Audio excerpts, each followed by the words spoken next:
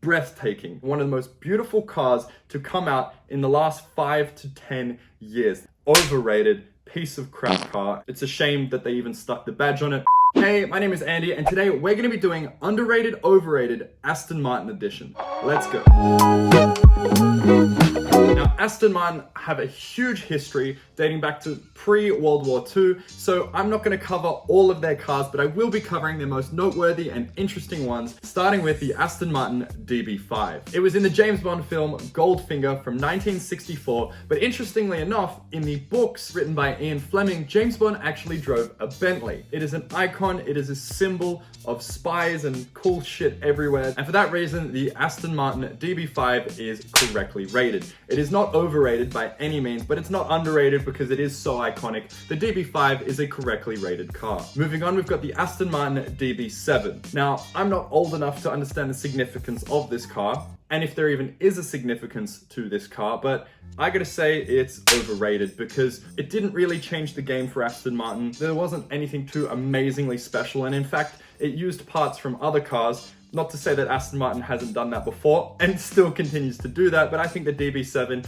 is quite an overrated Aston Martin. Next up, we've got the Aston Martin DB9. I think that the Aston Martin DB9 is an underrated car because it had an incredible V12, beautiful styling and looks from the time, and I think that the DB9 is truly underrated. Next up, we've got the Aston Martin DB11. Now, I think that this took the front engine V12 Aston and kind of just brought it up into the modern age. It's underrated. I don't think it gets enough attention, especially with features such as its air spoiler. To have the two ducts on the side that funnel air and act as a spoiler instead of physically sticking that on, that's quite a cool innovation from Aston Martin. The DB11 is underrated. Next up, we've got the Aston Martin DBS, the old DBS, the DBS that was based on the DB9 platform. I think that this version of DBS is underrated by a long shot. The ability to have an incredible V12 in the front and a 6-speed manual transmission, it's just really awesome. The car looked incredible in, I think it was Casino Royale, where it did a whole bunch of flips.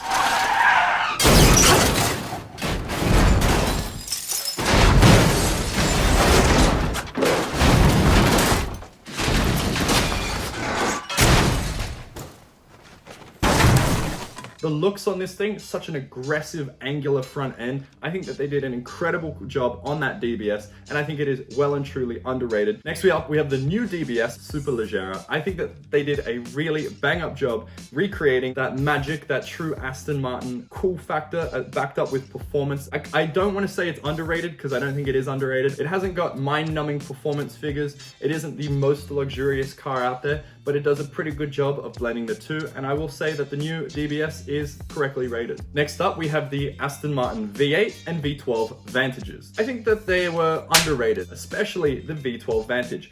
Really, really small car, big V12, manual transmission, and that's one thing I gotta give a lot of respect to Aston Martin for keeping the manual transmission alive. They even have it in today's cars. You can go into Aston Martin right now and spec a manual transmission. It's not about, how quick you can get to 100. It's all about the involvement and driving experience, and Aston Martin is truly becoming a driver's car where they are quicker cars. You can go for the 911s, you can go for the Ferraris, but the Aston Martins are going to remain, GT cruisers, manual, involving, just really epic cars, and the V8 and V12 Vantage was a kind of culmination of that. I think that the car is underrated. Next up, we've got the new Aston Martin Vantage. The one that kind of looks epic but borrows all of its parts from Mercedes.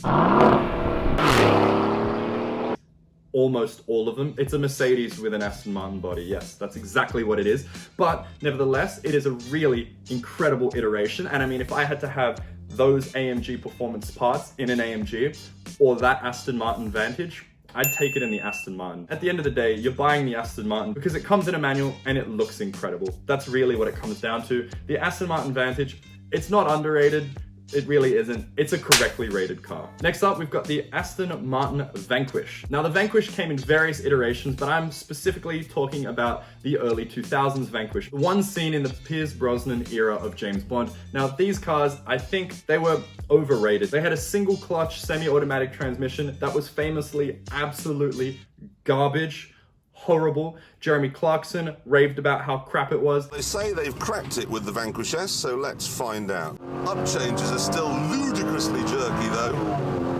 And it still won't change down when I want it to. Come on, what second? Now, I paid for the car! Ed Bolian raved about how crap it was. This is the criminal in the bunch. This is the reason people have grown to hate them. Not only is it a little bit awkward in the way that you interact with this car, but it is very unreliable and catastrophically expensive when it breaks. And they do break all the time. And it was truly crap. Now, they did make it as a manual, but the reputation of the semi-automatic Vanquish kind of just tarnished it. So the Vanquish is an overrated car. Next up, we've got the Aston Martin 177. Now, they made 77 of these cars, but someone crashed one in Hong Kong, so now there are 76 Aston Martin 177s. And I think that this car is one of the most beautiful cars that they have made to date, and I think it is quite underrated. It is a truly gorgeous car to look at, and I mean, if you had this in a garage, even today, it is a truly standout and iconic piece. Could definitely take a spot in my garage any day. Next up, we've got the Aston Martin Signet. Yes, this is a real Aston Martin, I promise you. Despite how shit it is, it was a real car and it was based on the Toyota IQ. But thankfully, the Aston Martin Signet came with optional extra rear seat cushions. Wow. Cushions. Like the cushions. This was a joke of a car. I know why they did it. It was to get around some, pesky emissions things in the UK. Overrated, piece of crap car. It's a shame that they even stuck the badge on it, but they did, and we have the Aston Martin Signet. Next up, we've got the Aston Martin DBX. Now, the DBX is Aston Martin's first super sports SUV, and I think that the DBX is overrated. You can have a luxurious SUV. I totally understand that. Bentegas are great, things like that. They make sense. You can have a supercar, hypercar. Great as well. But when you try and combine the two of them, to me, it makes absolutely no sense. It compromises both. More weight and more height into a supercar, you're gonna get a supercar. You try and add more performance to a big building of a thing, you're gonna get a building, and it just kills both. So for that reason, the Aston Martin DBX is overrated. Next up, we've got the Aston Martin Rapide. I think that it's an underrated car. The Rapide is kind of like the Panamera, where it was the idea of a four-door, super fast luxury saloon. It's a really cool car. Now, instead of having a single clutch or a double clutch system, it just had a traditional automatic gearbox, and that made the car really user-friendly, daily drivable, as well as having the luxury and performance of Aston Martin. I think that the Aston Martin Rapide is underrated, just like the Porsche Panamera. In fact, I actually did a video, underrated, overrated Porsche edition, and you can check that video out in the pop-out banner up here. Next up, we've got the Aston Martin Vulcan. Now, the Vulcan is Aston Martin's track car, really cool race car interior, roll cage, the whole 9 yards, looks like a spaceship on wheels. I actually think the Aston Martin Vulcan is quite overrated. For the money you're paying to get that kind of performance for only track use, I think that there are better cars you can buy that have equal, if not better performance, but you can use it on the track and on the road. It's super expensive,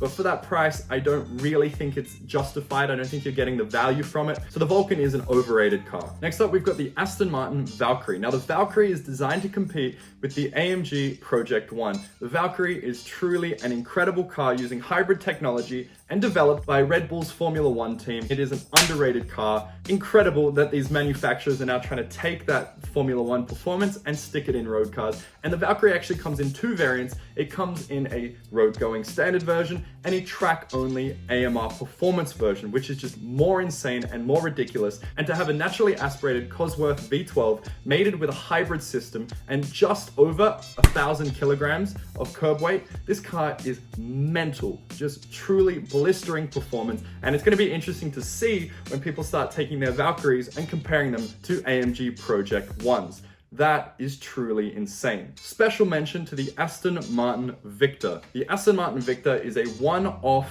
car that I think is breathtaking. One of the most beautiful cars to come out in the last 5 to 10 years. This car is gorgeous. It was built for an anonymous buyer, but is a V12 with 837 horsepower and a 6-speed manual transmission. The Aston Martin Victor is the most powerful manual transmission car they've ever produced, and arguably one of the most powerful manual transmission cars ever produced. It is very rare to see something like this these days. Imagine if they made more of this, like if there was more demand for cars like this and we started seeing a resurgence of this type of car, that would be well and truly incredible. But unfortunately, I think cars like this are gonna be consigned to the history books soon, which is a sad day for everyone. Anyway, that's about it from me. Do you agree with my ratings? Let me know in the comments below. And if you enjoyed today's video, be sure to smash that like button and subscribe, and I'll see you guys in the next video.